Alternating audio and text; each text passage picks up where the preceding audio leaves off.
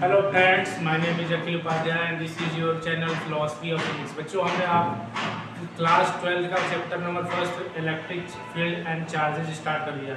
इसका पहला लेक्चर हमने क्या किया, देख चुके हैं। उसमें क्या देखा था, कूलॉम्स लॉ देखा था, कूलॉम्स लॉ तो वेक्टर फॉर्म देखा था, लाइन चार्जेस की प्रॉपर्टी देखी थी, क्वांटाइजेशन ऑफ चार्ज क्या होता है। आप प्रीवियस वीडियो में टाइप करना class 12 electric field and charges, आपको वो वीडियो मिल जाएगा फिलोसफी ऑफ फिजिक्स पे। और दूसरा चैप्टर स्टार्ट उसी चैप्टर का पार्ट सेकंड करते हैं बच्चे। और इसमें देखते हैं क्या है कि सपोज करते हैं आपके पास क्या है, दो फोर्सेज होते हैं। एक इलेक्ट्रोस्टैटिक फोर्स होता है के times P1 Q2 upon R square. और आपने ग्रेविटेशन चैप्टर पढ़ा होगा 11th में। ग्रेविटेशनल फोर्स क्या होता है, capital G m1 m2 upon R square. यहाँ पर के कांस्टेंट की वैल्यू होती है 9 × 10⁹ newton metre square upon coulomb square. यहाँ जी की वैल्यू होती है 6.67 × 10⁻−11 newton metre square upon kg square.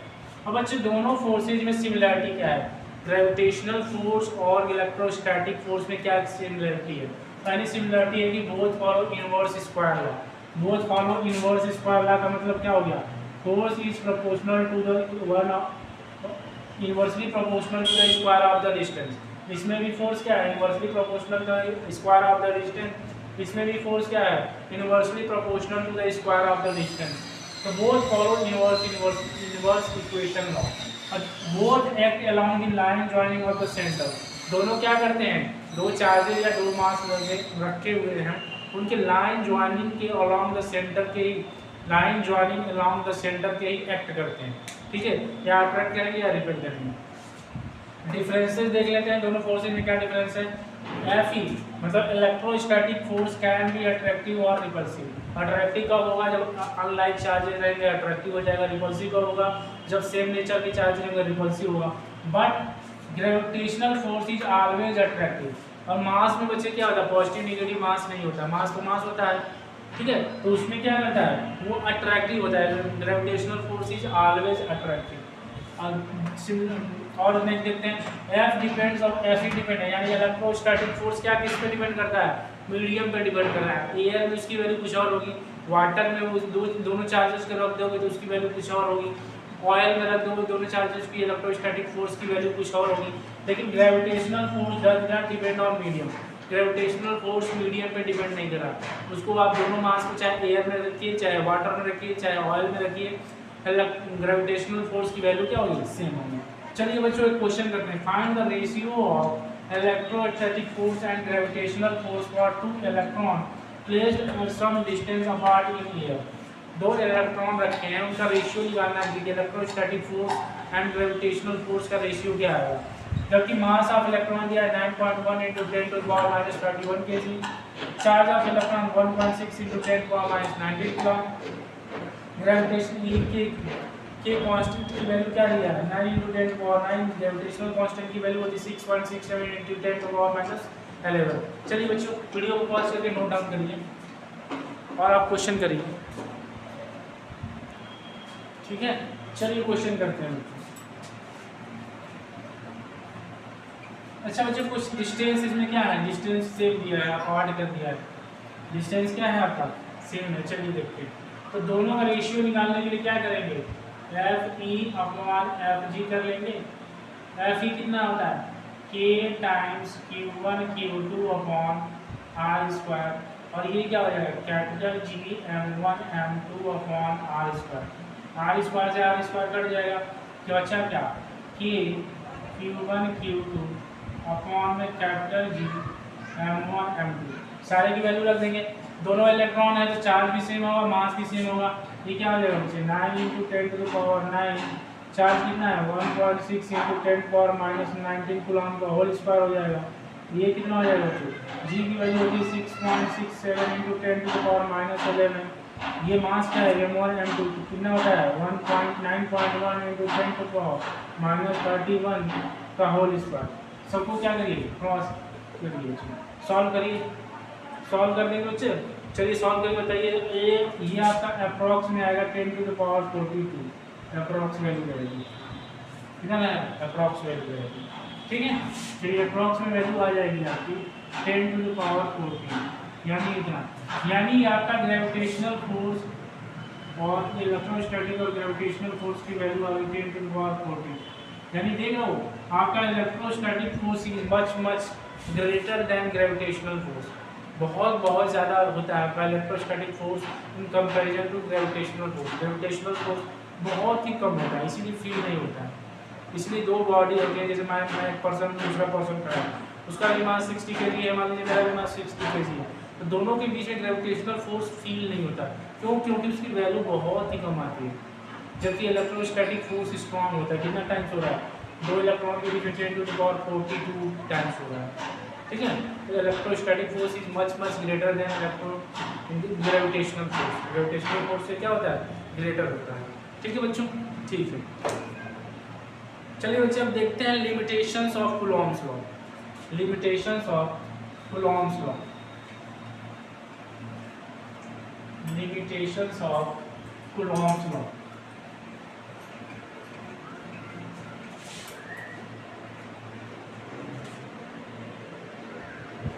Limitations of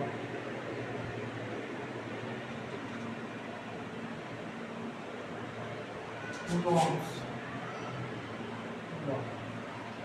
Limitations of Coulomb's law. पहला लिमिटेशन है बच्चे, it apply only on point charges. It apply on only point charges. ये बच्चों क्या होता है? पॉइंट चार्जेस पे ही लगता है। Not applied to extended body, not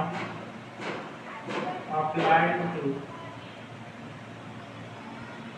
extended charge body, extended charge body. क्या होगा बच्चे? ये fit apply on only point charges. Coulomb law किसके लिए एप्लीकेबल है? ओनली पॉइंट चार्जेस के लिए। एक्सटेंडेड बॉडी के लिए आपका एप्लीकेबल नहीं है। जैसे एक रॉड हो गया, फुल्ली चार्ज रॉड है, तो एक्सटेंडेड बॉडी हो गया, उसके लिए आप क्या करेंगे? कूलॉम्स लॉ एप्लीकेबल नहीं है। ठीक है, दूसरा देखते हैं। आपका क्या करना चाहिए बच्चों? दोनों चार्ज क्या होना चाहिए? रेस्ट में होना चाहिए। Both charge should be at rest. Both charges should be at rest। Charges आपको बच्चों रेस्ट पे होना चाहिए, तभी ये होगा। अगर दोनों चार्जेस रेस्ट में है तब आप कूलॉम्स लॉ लगा सकते हैं। If one charge at rest, one charge at rest and plus second is in motion, is in motion में है तभी लगा सकते हैं। एक रेस्ट पे है, दूसरा मोशन में है, तभी लगा सकते हैं। ठीक है, और क्या है?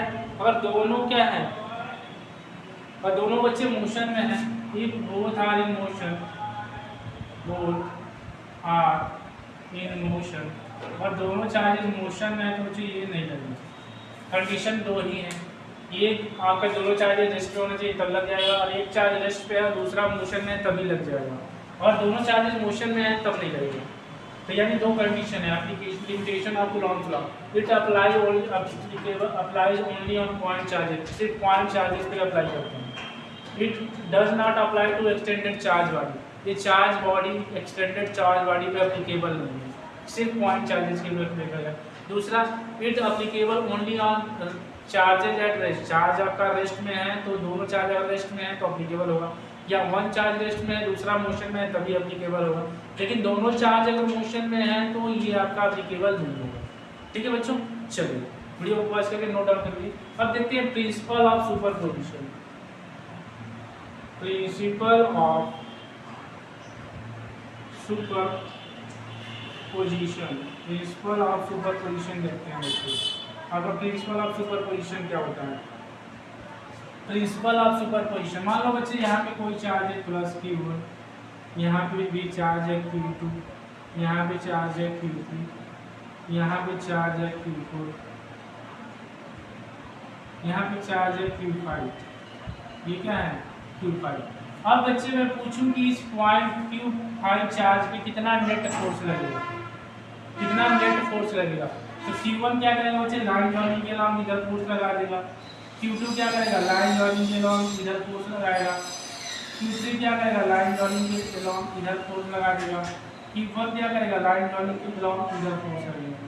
तो ये क्या हो रहा है, F on 5 due to 4, F on 5 due to 3, F on 5 due to 2, F on 5 due to 1।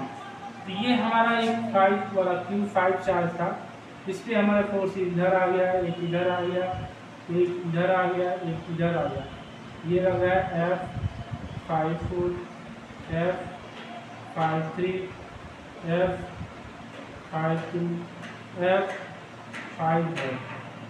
तो बच्चे इस पे जो नेट रिजल्टेंट फोर्स लगेगा, ये सपोज करो, फिर से देखो Q1 Q2 Q3 Q4 Q5 5 charge हैं। हमको Q5 पे नेट चार्ज चाहिए due to all the other charge. तो क्या करेंगे, सारे का वेक्टर सम लेंगे। The net resultant force on the charge Q5 will be the vector sum of the forces all the forces due to an individual other charges. जितने भी other charges हैं individual के कारण जितना फोर्स लग रहा है उसका क्या करेंगे, वेक्टर रिजल्टेंट ले लेंगे। That is called principal of superposition. Principal of superposition ये भी बोलता है बच्चे, ये जितना फोर्स लगाना है उतना लगाएगा ही, इन बाकी के प्रेजेंस से कोई फर्क नहीं पड़ेगा। यानी Q1 को Q5 पे जितना फोर्स लगाना है वो लगाएगा ही।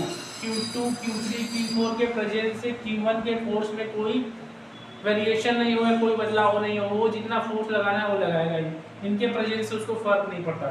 सिमिलरली Q2 को भी Q2 जितना Q5 पे फोर्स लगाना चाहता है उतना ही लगाएगा। Q1 और Q3 और Q4 के प्रेजेंस से उसको कोई फर्क नहीं पड़ेगा। यही केस हो जाता है Q3 के केस में, यही केस हो जाए Q4 में। मतलब जिसको जितना फोर्स लगाना है वो लगाएगा ही बच्चे, और जब नेट रिजल्टेंट लेंगे तो सारे का वेक्टर सम लेंगे। ठीक है, this is called principal of superposition. This is called principle of superposition। आपका बच्चों इसका डेफिनेशन क्या हो जाएगा, एनसीईआरटी में दिया हुआ है, आपका डेफिनेशन हो जाएगा force on any charge, force on any charge, force on any charge due to a number of other charges, due to a number of other charges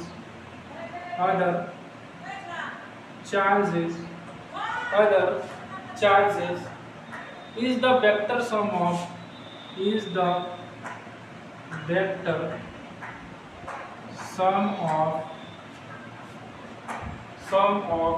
all the forces on that charge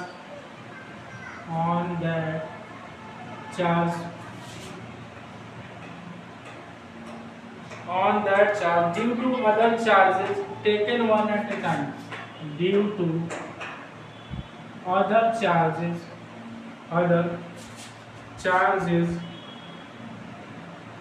taken one at a time, तो यही होता है principle of superposition. The forces on any charge due to a number of other charges is the vector sum of all the forces on that charge due to other charges taken one at a time. ठीक है बच्चों, note कर लीजिए video को pause करके। यही होता है आपका प्रिंसिपल ऑफ सुपरपोजिशन। यही क्या होता है आपका प्रिंसिपल ऑफ सुपरपोजिशन। ठीक है बच्चों, चलिए बच्चे क्वेश्चन करते हैं, कुछ न्यूमेरिकल्स करेंगे।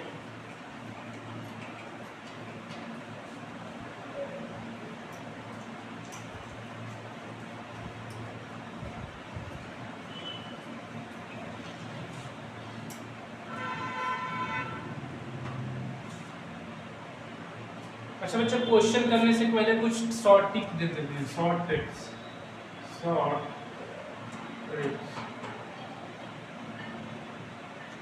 ट्रिक्स क्या है। पहला है बच्चे, मान लीजिए बच्चे पॉइंट चार्ज है, जो भी चार्ज है, ये क्यू चार्ज है, इस पे एक फोर्स लग रहा है F। सिमिलरली इसी के डायरेक्शन में यहाँ पर लग रहा है 30 डिग्री पे। कितने डिग्री पे? 60 डिग्री पे दूसरा फोर्स लग रहा है। तो इनका रिजल्टेंट क्या हो जाएगा बच्चों? एफ रिजल्टेंट विल बी, कैसे निकालते हैं दो वेक्टर का resultant, a square plus b square plus 2ab cos theta, कैसे निकालते हैं 2ab कॉस थीटा निकालते हैं। चलिए इसका देख लेते हैं, ये क्या हो जाएगा एफ है तो एफ का स्क्वायर प्लस एफ का square plus 2 times F into F cos 60, क्या हो जाएगा बच्चों कॉस 60, कॉस 60 की वैल्यू बताइए बच्चों, ये क्या होगा F square is equal to 2f square, 2f square into cos 60 की वैल्यू कितनी आती है 1/2, 2 कैंसिल हो जाएगा, ये कितना आ जाएगा बच्चों 3f स्क्वायर यानी f√3, इनका रिजल्टेंट कितना आ जाएगा बच्चों f√3 आ जाएगा। और ये कहाँ से जाएगा, इन दोनों के बीचों बीच से होकर जाएगा, इन दोनों के बीचों बीच से होकर जाएगा FR, कितने डिग्री पे जाएगा 30 डिग्री पे, ठीक है ये नोट कर लेंगे। दूसरा देखते हैं बच्चों, दूसरा है कोई चार्ज है, यहाँ पे कोई चार्ज रखा हुआ है, उस पर एक फोर्स लग रहा है F, और इसके और इनके बीच का एंगल है 45 डिग्री, दूसरा वेक्टर है इनके बीच का एंगल कितना है 45 डिग्री, इनका रिजल्टेंट कैसे होगा बच्चों एफ आर ऐसे निकाल देंगे √f square plus f square plus 2ab cos 45, cos 45 की वैल्यू कितनी होती है बच्चे 1/√2, ठीक है ये कितना हो जाएगा आपका 2f स्क्वायर √2 से √2 कट जाएगा, कितना आ जाएगा f square √2, f square common ले लीजिए बच्चे क्या आ जाएगा f स्क्वायर 2 प्लस √2, ये कितना हो जाएगा f ब्रैकेट में 2 प्लस √2, ये हो जाएगा, कहाँ कितना जाएगा बच्चों आपके ये बीचों बीच से जाएगा, f रिजल्टेंट कितना जाएगा, और दोनों फोर्स इक्वल रहना चाहिए, ये भी इक्वल है और इधर वाला भी फोर्स इक्वल है, तो इनका रिजल्टेंट जाएगा बीचों बीच, ठीक है। इसका ट्रिक का यूज करेंगे बच्चे अभी न्यूमेरिकल करने में, इसीलिए आपको बता रहा था। तीसरा देखते हैं बच्चे, तीसरा क्या है, तीसरा क्या है, अगर मान लीजिए वेक्टर एक है बच्चों, यहाँ पे चार्ज है Q, इस पे एक फोर्स लग रहा है इस डायरेक्शन में और दूसरा फोर्स लग रहा है आपके 90 डिग्री पे, ये भी F है और ये भी F है, दोनों के बीच का एंगल है 90 डिग्री, तो इनका रिजल्टेंट कितना आएगा बच्चों F resultant √R1 F1 square plus F2 square plus 2a into b into cos 90, cos 90 की वैल्यू कितनी होती है बच्चों cos 90 पूरा 0 हो जाएगा, तो कितना हो जाएगा ये वाला टर्म पूरा 0 हो जाएगा, ये कितना हो जाएगा 2f स्क्वायर, कितना हो जाएगा 2f स्क्वायर, ये कितना हो जाएगा f√2 होगा रिजल्टेंट, और कैसे जाएगा बीचों बीच जाएगा, f रिजल्टेंट कैसे जाएगा बीचों बीच जाएगा, ठीक है बच्चे पॉज करके नोट कर लीजिए। चलिए आइए इधर देखते हैं, फोर्थ हमारा क्या रहेगा, फोर्थ हमारा रहेगा बच्चों, मान लीजिए बच्चों दो कोई चार्ज है Q, उसमें फोर्स लग रहा है F इधर लग रहा है और एक फोर्स लग रहा है इस पे इधर की तरफ, वो भी F है और इन दोनों का एंगल है बच्चों 120 डिग्री, कितना एंगल है 120 डिग्री है, आपका रिजल्टेंट बताना कितना होगा एफ आर इक्वल टू कितना हो जाता है बच्चों F R equal to √a का स्क्वायर प्लस b का square plus 2a into B cos कितना हो जाएगा cos 120, cos 120 कितना लिख सकते हैं 180 माइनस 60 हो जाएगा, तो cos 180 माइनस 60 हो जाएगा, तो कितना आ जाएगा बच्चों ये हो जाएगा f का स्क्वायर प्लस f का square plus 2 times f into F minus 1/2, 2 से 2 कट जाएगा, ये क्या आ जाएगा माइनस f स्क्वायर से कैंसिल हो जाएगा, कितना आ जाएगा √f स्क्वायर यानी f आएगा, रिजल्टेंट क्या आएगा बच्चों f आएगा, ये कितना जाएगा बीचों बीच से जाएगा, ये f आ जाएगा, ठीक है। पांचवा देखते हैं बच्चों, अगर कोई क्या है कोई चार्ज है Q, इस पर फोर्स लग रहा है F इधर की तरफ और एक फोर्स लग रहा है इधर F, दोनों म्यूचुअली अपोजिट हैं, दोनों का मैग्नीट्यूड सेम है, तो रिजल्टेंट कितना होगा देख लेते हैं भाई मैथमेटिकली, ऐसे तो 0 दिख रहा है दोनों कैंसिल आउट होंगे, लेकिन फिर भी देख लेते हैं कैसे निकालेंगे, f का स्क्वायर प्लस f का square plus 2a into B into cos 80, cos 180 कितना होता है बच्चों -1, cos 180 कितना होता है -1 होता है, तो ये 2f² प्लस 2f² माइनस 1 कितना आ जाएगा बच्चों? 0। यानी दोनों ये क्या होंगे? कैंसिल आउट हो जाएंगे। ठीक है, ये ट्रिक था शॉर्टिंग फोर्सेज को सॉल्व करने के लिए। आपके ग्रेविटेशन चैप्टर में भी आएगा, आपका 11th में आया होगा, उसमें भी यही ट्रिक लगाते हैं। अगर फोर्सेज सेम है और उनका एंगल दिया हो तो रिजल्टेंट क्या होता है? बीचों बीच जाता है। ठीक है, वीडियो को पॉज करके नोट डाउन कर लीजिए बच्चों।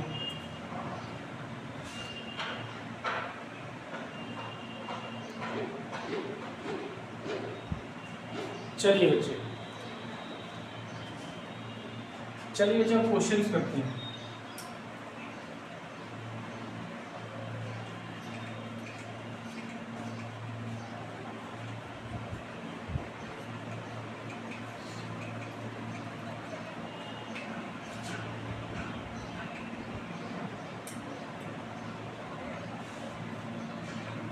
क्या करते हैं बच्चे? क्वेश्चंस करते हैं।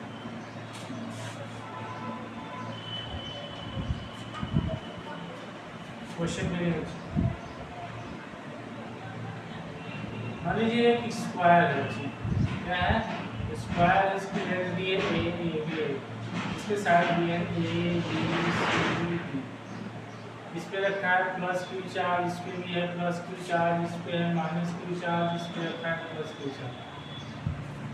Find the net force on the charge placed at corner A. Find the net force on charge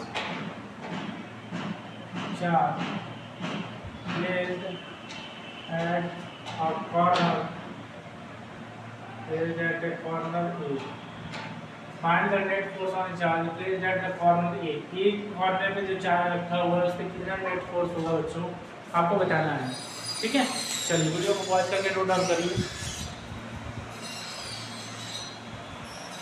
पहला क्वेश्चन है, पहला क्वेश्चन देखते हैं, मुझे डिस्कस करते हैं पहले। ठीक है, आपको नेट फोर्स निकालना है। क्या करना है? नेट फोर्स निकालना है।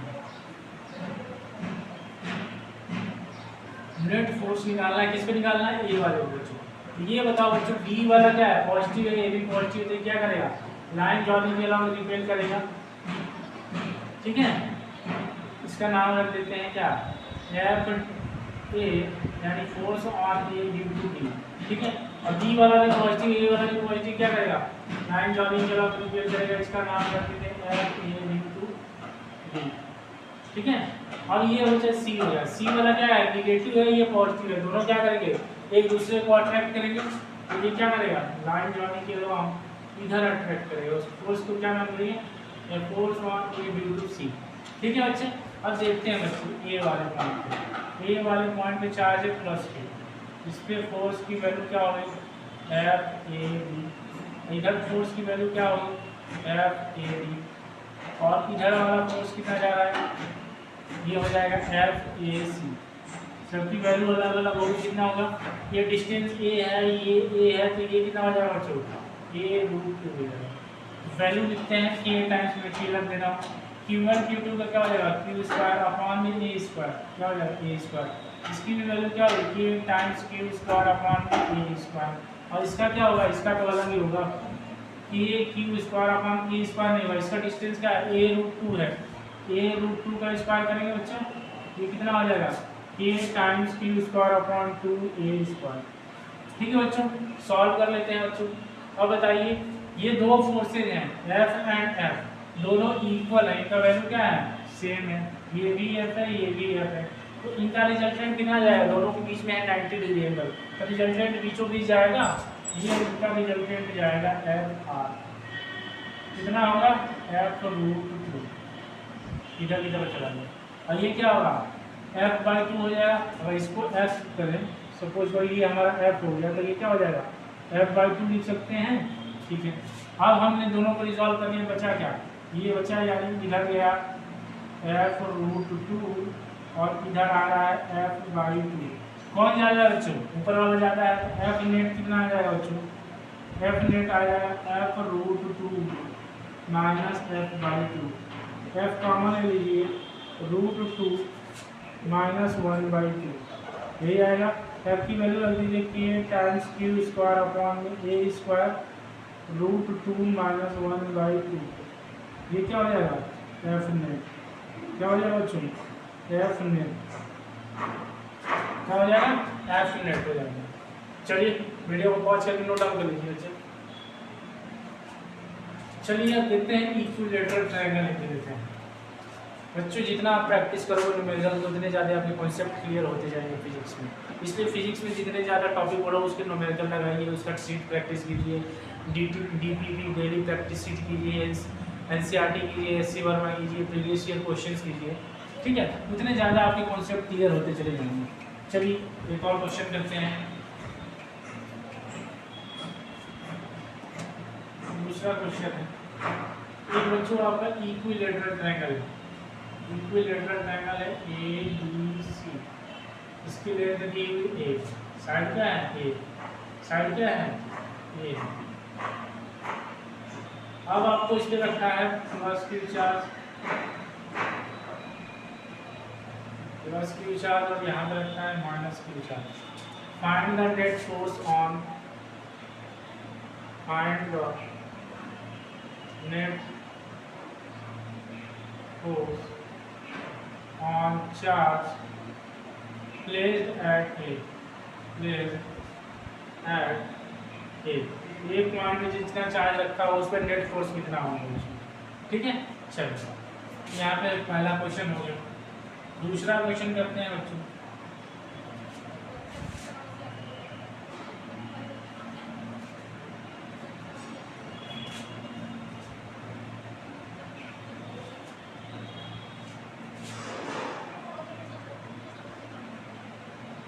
ये आपका स्क्वायर है, इसकी साइड है ABCD। आपके सेंटर पे इस पे चार्ज है प्लस Q, इस पे चार्ज है प्लस Q, इस पे भी चार्ज है प्लस Q, लेकिन यहाँ पे चार्ज है -2Q। कितना चार्ज है? -2Q। और यहाँ पे आपका रखा है plus Q charge on the centre. Centre में कितना रखा है? Plus Q। अब इस पे नेट फोर्स बताना है। Find net force, find net force on the center charge, on the center charge। दोनों करिए इसे, वीडियो को पॉज करके। तीसरा क्वेश्चन ले लीजिए, पहले दो ही करिए, दोनों को डिस्कस करते हैं, फिर उसके बाद तीसरा करते हैं।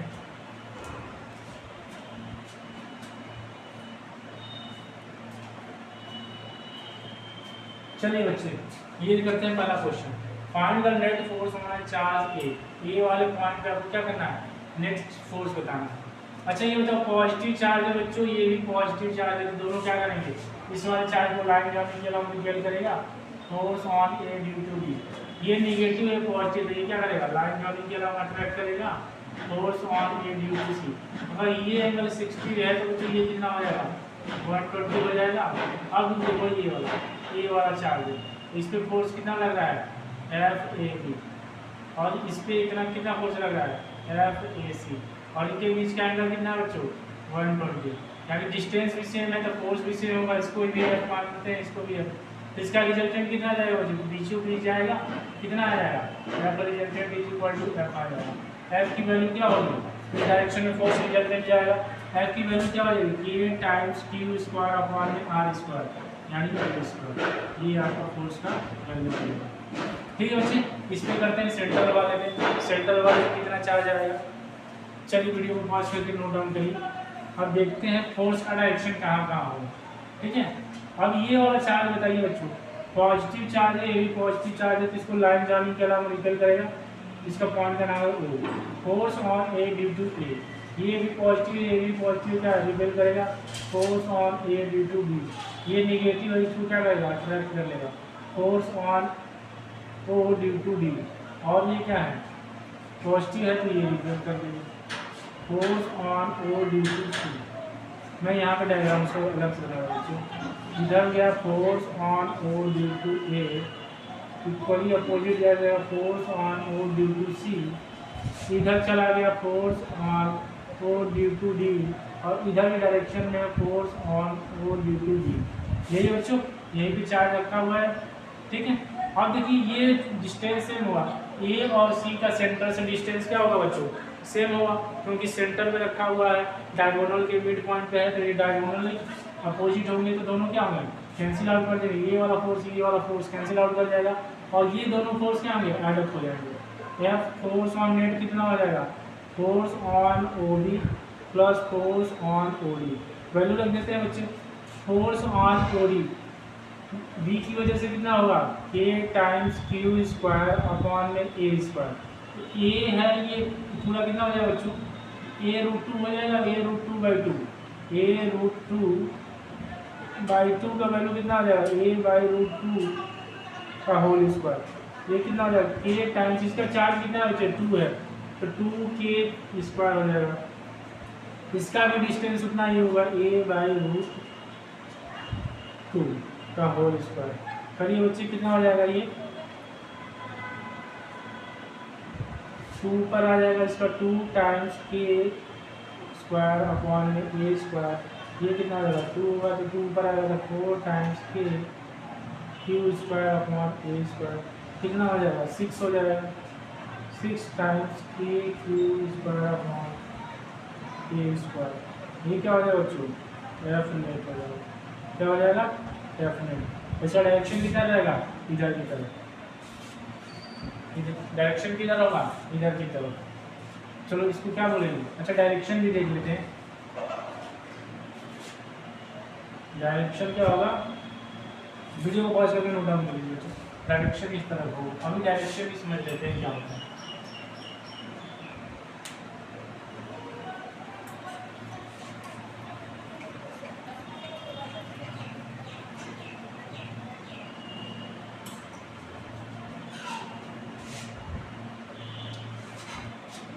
बच्चों डायरेक्शन देखते हैं, डायरेक्शंस कैसे आप मेजर करोगे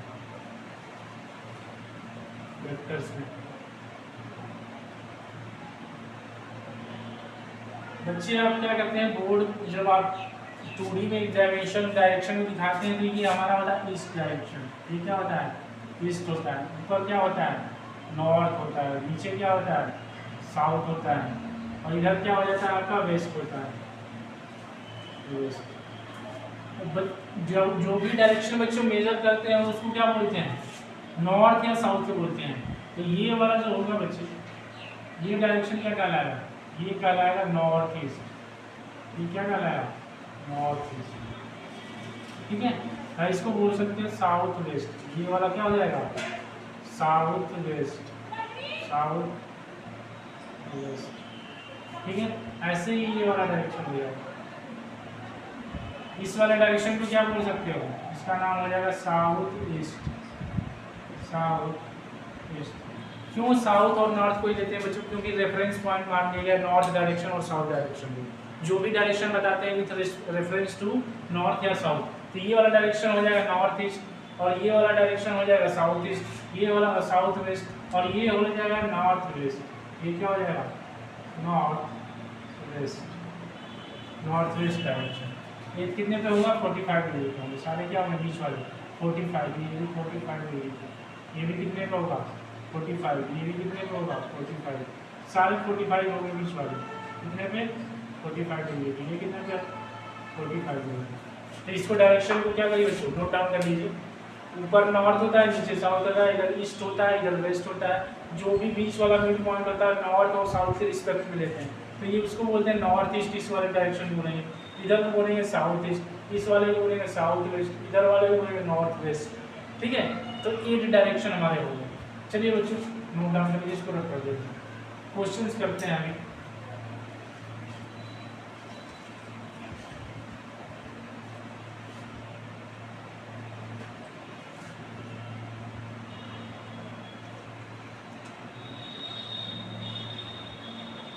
बच्चे एक इक्विलेटरल ट्रायंगल है, इसकी साइड है ए वर्टिक्स है ABC, इस पे चार्ज रखा है +Q, इस पे चार्ज रखा है -Q, इस पे चार्ज रखा है +Q, और सेंट्रॉइड पे इसको क्या है, सेंट्रॉइड पे, सेंट्रॉइड निकालोगे, सेंट्रॉइड क्या होता है 2:1 के रेशियो में होता है। मीडियंस तो होती हैं, उनका क्या होता है 2:1 के रेशियो में होता है। सेंट्रॉइड में कोई चार्ज रखा है प्लस के, सेंट्रॉइड में कोई चार्ज रखा है प्लस के, उसका फोर्स बताना है मुझे। Find the net force on centroid charge, centroid charge plus की, सेंट्रॉइड पे सेंट्रॉइड पे इसकी चार्ज रखा है प्लस की, उस पर नेट फोर्स बताना है। तो वीडियो को बात करके बताइए।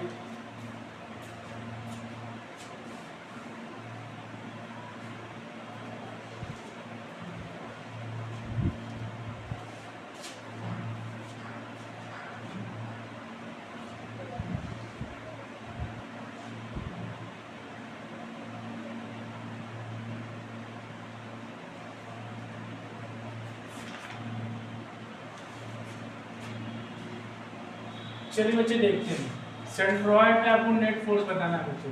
अच्छा ये वाला बताओ, ये पॉजिटिव है, ये भी पॉजिटिव है, तो क्या करेगा, लाइन लर्निंग का डिपेंड करेगा, इसका नाम रख देते हैं G. Force on G due to A इधर जाएगा, और ये पॉजिटिव नेगेटिव है तो ये अट्रैक्ट कर लेगा force on G due to B. ये क्या है, पॉजिटिव पॉजिटिव है तो क्या करेगा, रिपेल करेगा force on G due to C.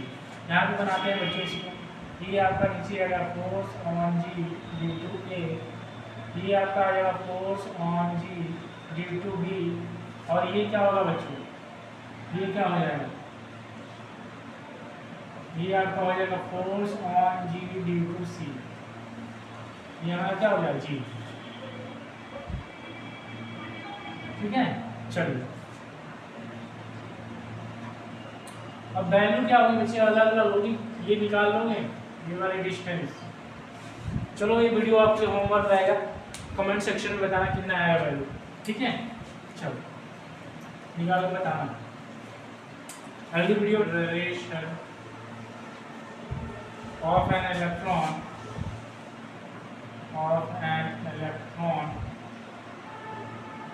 Due to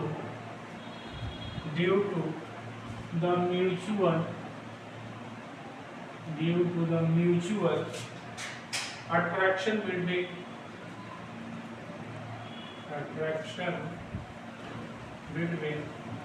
an electron and a proton when they are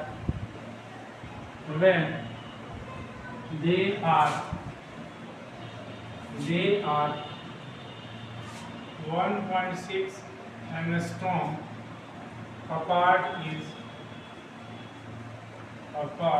is कितना होगा, आपको दिया है मास ऑफ इलेक्ट्रॉन 9.1, यानी 9 नहीं लेना है, अप्रॉक्सीमेट 9 लेना है, 9 × 10⁻31 एंड मास ऑफ प्रोटॉन,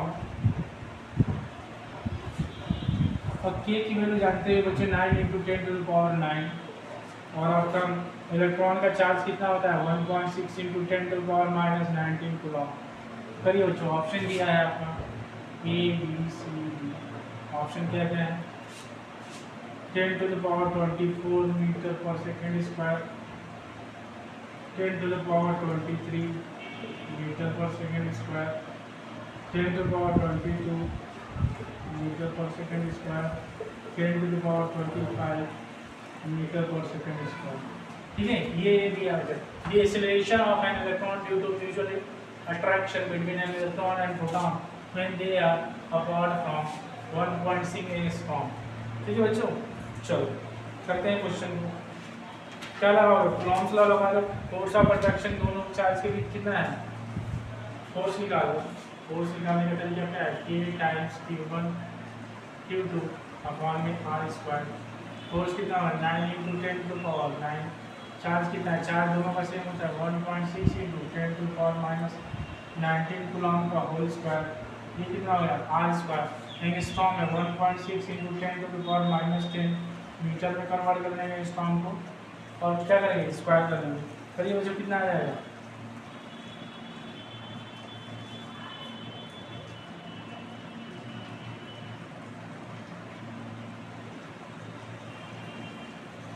बीस हो जाएगा बच्चों, 20 और ये 38 होगा, 20 9 कितना कितना रहेगा 38 ये आपका 9 इंटू 10 टू द पावर -9 आ जाएगा, न्यूटन आ जाएगा। इतना क्या आएगा, फोर्स आएगा। तो एक्सेलरेशन क्या, फोर्स इज इक्वल टू क्या होता है, मास इंटू एक्सेलरेशन। तो एक्सेलरेशन क्या हो जाएगा, force upon mass. Mass of electron कितना है बच्चे, मास ऑफ इलेक्ट्रॉन दिया है कैलकुलेट करने के लिए 9 इंटू 10 टू द पावर -31। ये कर जाएगा, कितना आ जाएगा बच्चों, कितना आएगा 10 to the power 22 metre per second square.